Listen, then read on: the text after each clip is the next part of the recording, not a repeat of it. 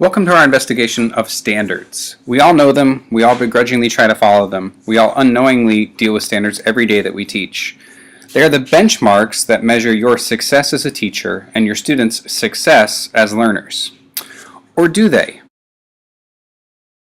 How do standards treat writing as a subject? What kinds of writing are taught and what tasks are asked of students?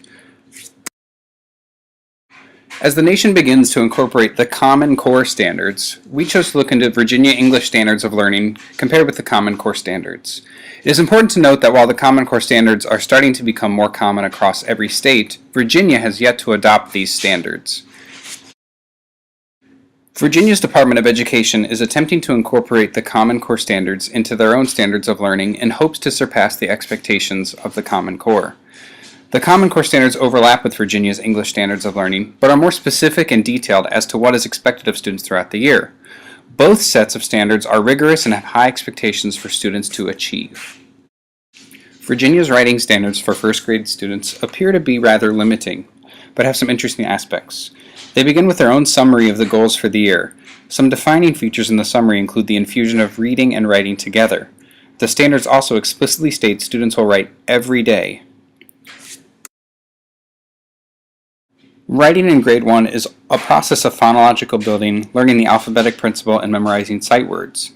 All of these will be used, according to Virginia standards, for students to write for real purposes, writing things such as letters, notes, signs, stories, and labels.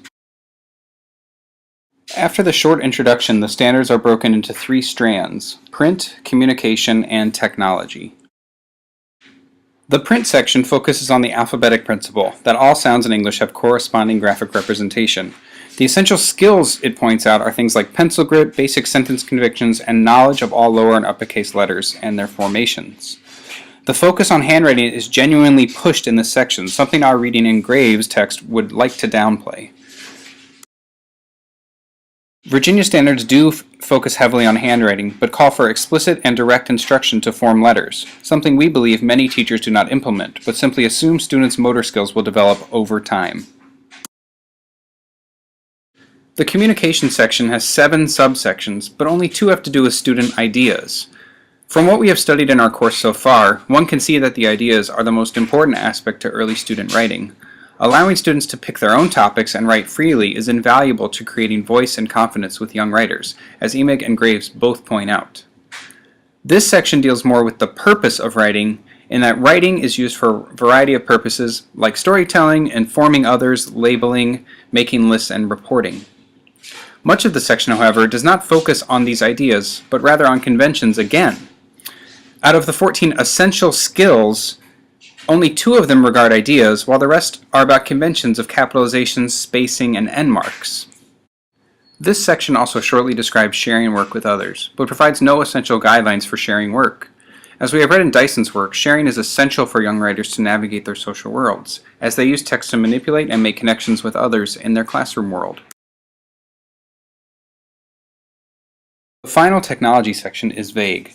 It states students will use available technology for reading and writing, which leaves a lot to be desired. What is available at each school? This section can be more useful as a publishing section, using technology, like in Emig's book, to bind books and create student-made libraries. Of particular interest in all strands is the teacher notes section, which explains the standards and lays out explicitly what the teacher needs to do to achieve success in the standard. As one can see, these standards focus highly on conventions of writing, rather than on the ideas and social aspects of writing. While the conventions are important for young learners, perhaps the intense focus from the Virginia standards is creating high-stakes writing environment in which students seldom take risks and succeed.